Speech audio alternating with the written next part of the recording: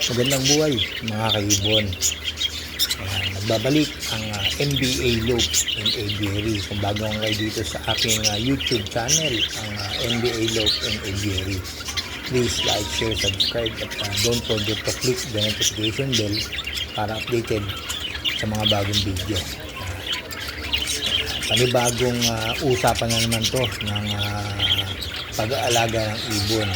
Yung topic natin ngayon ay isang katanungan ng isang baguhan sa pag-iibon. Itong kaibon natin na taga San Pedro.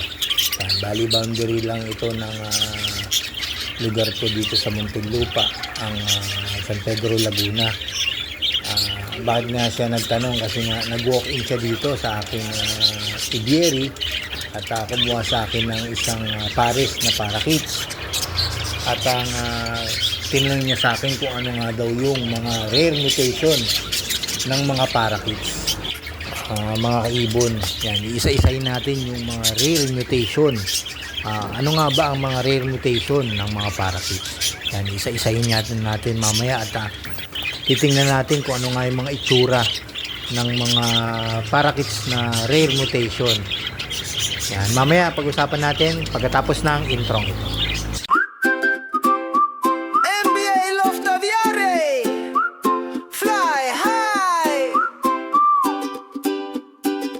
Hanap mo ba ay gabay sa pag-aalaga sa parakeets at lovebirds? Kami ang una. MBL of Aviary, kaibigan mapagkakatiwalaan. Sulit na mga ibon, laging maaasahan. Kalapate at paraket, sabay na lilipad. Kaalaman sa pag-aalaga, dito ilalantad.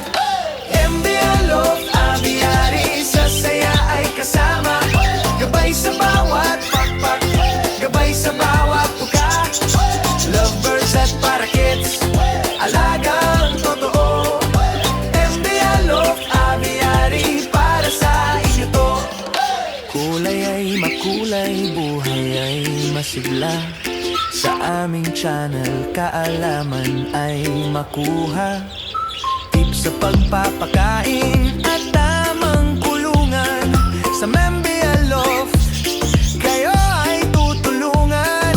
Huwag nang mangamba, ang ibon mo'y ligtas. Sa gabay naming tapat, saya'y walang wakas. Kalapati at paraket, sabay na lilipad. Kaalaman sa pag-aalaga, dito ilalantad. MBL of Aviary, sa saya ay kasama. Gabay sa bawat pakpak, gabay sa bawat tuka.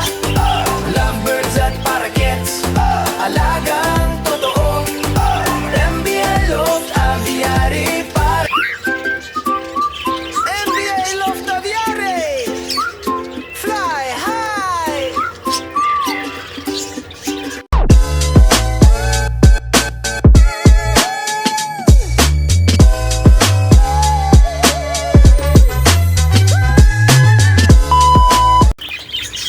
Welcome back mga kaibon.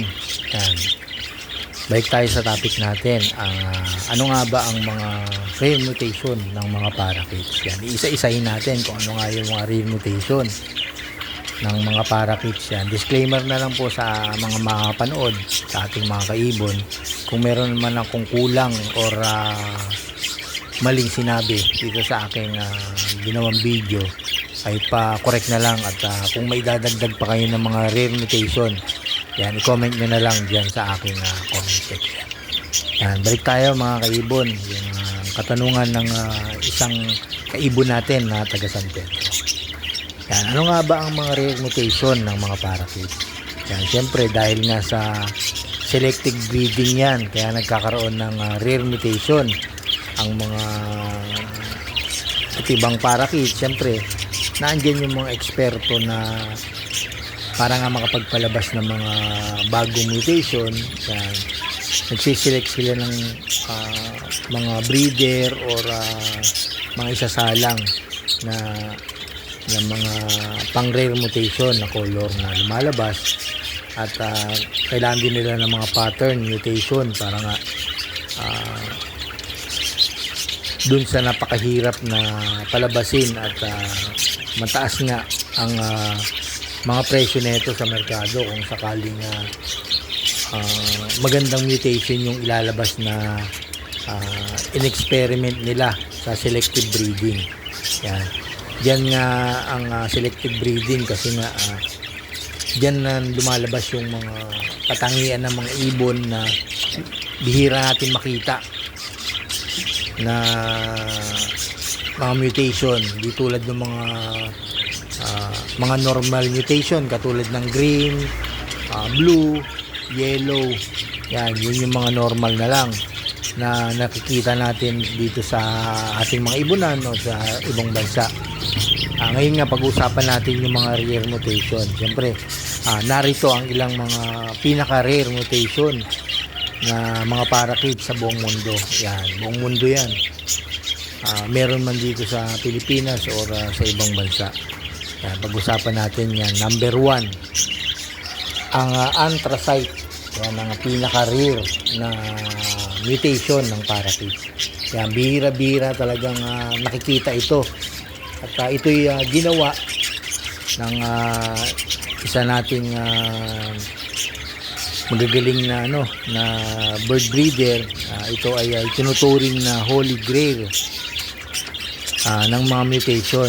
Yan, anthracite, ang anthracite parakeets ay may kakaibang kulay na purong itim o napakadilim na kulay abo. Yan, kung mga sinasabing kulay kulay uling, charcoal gray. Yan, ang mutation na ito ay halos burahin na nga ang lahat ng asul or berdeng kulay sa katawan ng mga ibon. Yan, papakita ko sa inyo yung example ng anthracite. Yan nga kaibon, itong nasa video na yan ay anthracite. Yan, napakagandang kulay at pinaka-rare niyan na mutation na bihira natin makita. Yan, doon naman tayo sa pangalawang rare mutation. Ito na nga yung pangalawa nating bihira natin makita or rare mutation ang rainbow. Pero ngayon, kalat na to dito sa atin ng rainbow. Pero noon talaga rare mutation na to. Kahit nga hanggang ngayon ay maganda pa rin ang mga breeding neto. Magandang kulay syempre. Bago nga ito ginawa, syempre meron tong tatlong kombinasyon na mutation. Hindi lang ito basta isang mutation kundi isang sining ng genetics para nga matawag na tunay na rainbow. Kailangan ng magsama-sama yung tatlong mutation sa isang ibon para nga mabuo ang rainbow. Na andyan ang opaline, clear wing, yellow face type or golden face type. Yung tatlo na yan na mutation pinagsama-sama at matagal na pinag-aralan or pinagsalin-salin para nga makabuo ng rainbow mutation at makapagpalabas nga ng rare mutation. Doon naman tayo sa pangatlo. Yun nga mga kaibon, ang pangatlo nating rare mutation ay ang Texas clear body.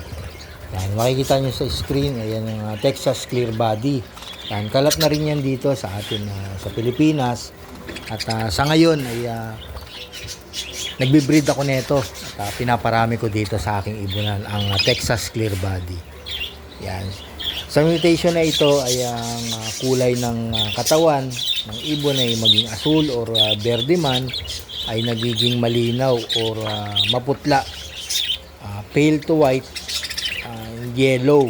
Ngunit ang mga guwit o marking sa katawan, mga pakpak ay nanatiling madilim. Yan, yung sinasabing jet black or dark gray. Yan. At iba-ibang iba-ibang mutation nga at unti-unti nga dumidilim ang kulay ng pakpak habang pababa ng pababa yung mahabang balahibo. Yun nga yung sinasabing flight feathers. Yan yung Texas clear body. Yan. Maganda nga yan kasi malinis na malinis. Yan, kung makikita niyo talaga sa personal ang Texas clear body ay malinis yung pinakadibdib niya hanggang sa baba, hanggang sa paa. Malinis na white. Tapos doon naman sa dalawa kasing kulay yan eh. Meron siyang dilaw at isang puti. Ganon din, kung sa dilaw naman, malinis, walang bahid ng ibang mga kulay. Doon lang siya makikita sa pakpak o doon sa likod na may mga markings na kulay itim or blue. Pinagsama-sama yan. Tapos doon naman sa yellow ay markings na black and blue. Yan. Yan. Dito ngayon, yung Texas Clear Body ay naka-on breeding ako dito ngayon. Meron akong 8 breeder na nakasalang, puro Texas Clear Body. Ngayon yung pinaparami ko dito sa ibunan kasi nga meron na akong mga rainbow dito sa aking tsaka Lutino and Albino. Yan, doon naman tayo sa sa pang-apat na rare mutation. Yun nga mga kaibon, dito tayo sa pang-apat, ang Dilute Palo. Yan, ito makikita niyo yung video dito sa aking screen na yan ay ang palabas ko na Dilute Palo. Yan, kung paano ko nga ito napalabas sa kombinasyon ng Palo and Rainbow. Yan, pinagbangga ko yung dalawang mutation na yan, ang Rainbow and Palo, at nakapagpalabas ng Dilute Palo. Yan. Tapos ngayon, pwede natin ipares to, ibalik natin sa Rainbow itong Dilute na to. Possible na makapagpalabas tayo ng Rainbow na Red Eye. Hindi ko masasabing 100%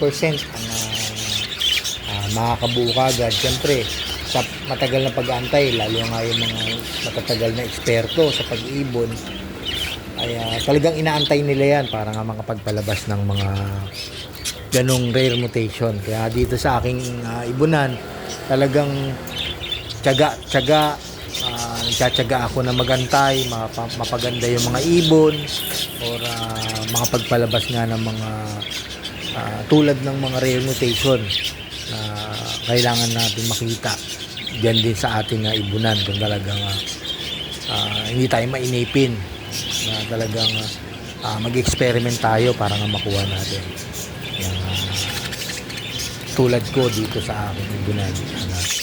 Tapos doon naman tayo sa sa panglima, ang Feather Duster. Ayun nga mga kaibon, yan, nasa screen na yan. Ayun yung Feather Duster. Napakaganda nga talagang mutation. Bihirang-bihira talaga itong ganitong mutation. Sa ibang bansa ay meron na itong ilan lang na nagbi-breed.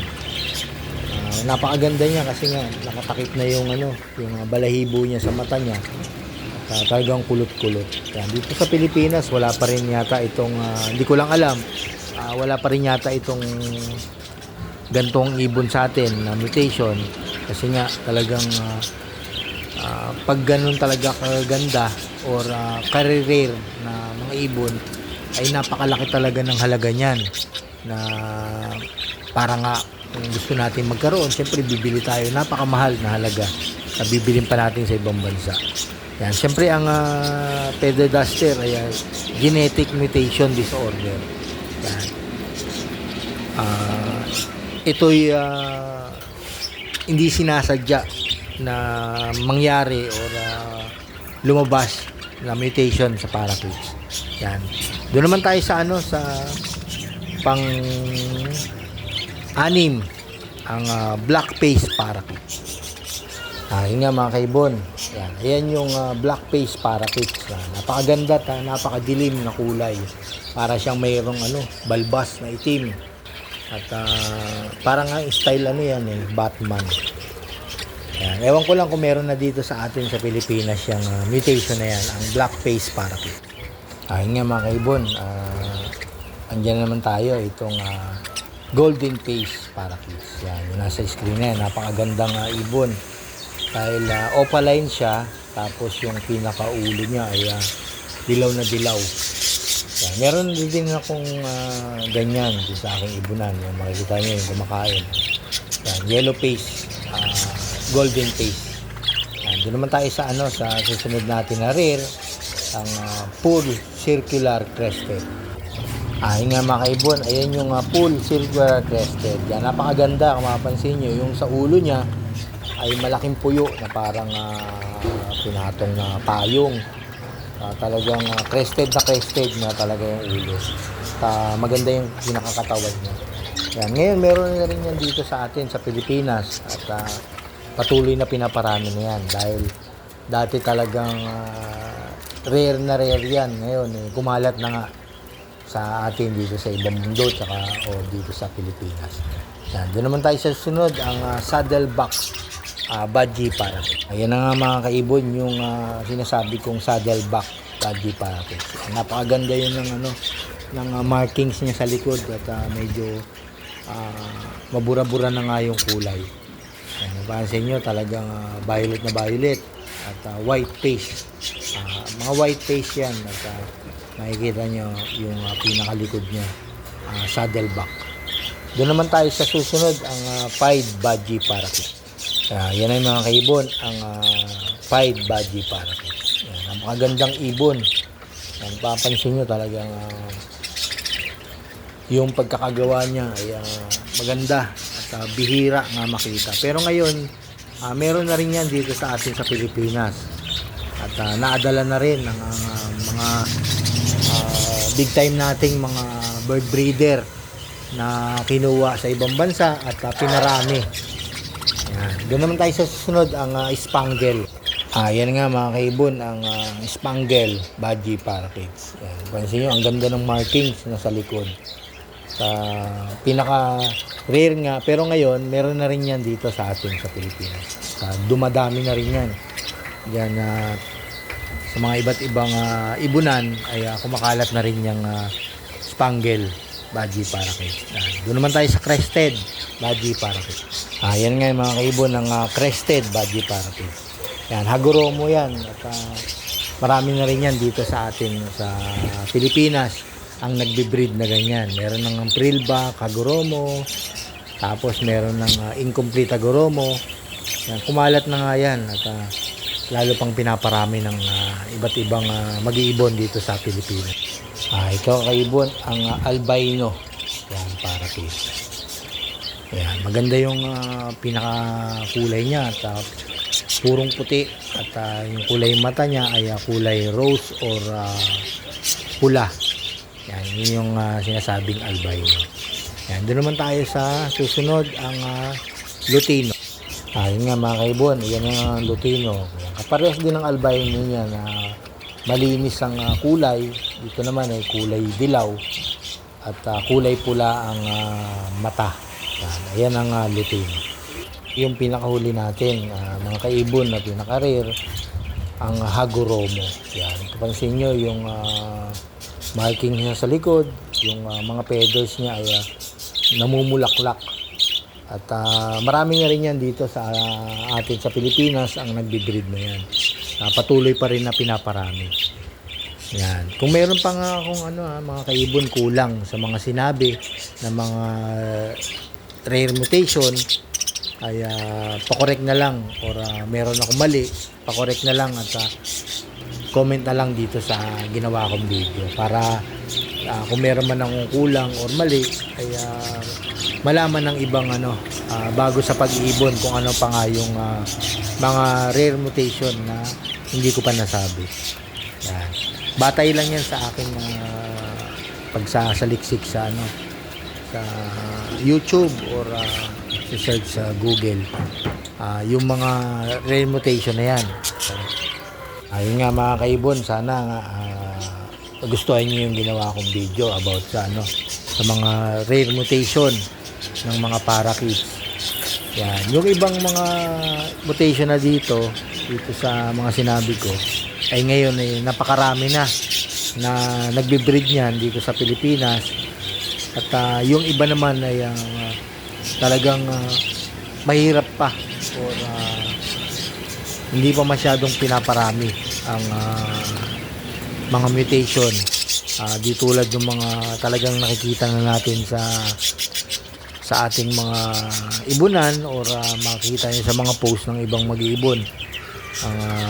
Dumadami na nga ang tulad ng golden face, tapos meron na tayong yung full circular crested, saddleback, pied, spangle, crested, albino, lutino, and hagoromo. Yan na yung talagang napakarami na rin at hindi na natin masasabing rare. Pero nung panahon na talagang inuumpisahan pa lang yung pag-aalaga ng ibon, ay mahirap pa talagang palabasin yung mga mutation yan. Pero ngayon sa patuloy na dumadami na ngayon mga nag-aalaga at kumukuha talaga ng ng mga materyales para nga makabuo ng mga magagandang mutation, ay napapalabas nga ng mga rare mutation dahil nga sa mga mag-iibon na patuloy na nag-experiment. Yan, hanggang dito na lang siguro mga kaibon ang aking mga unang video. Sana nagustuhan nyo. Maraming salamat sa inyong panonood at pakikinig ng aking video. Happy breeding mga kaibon.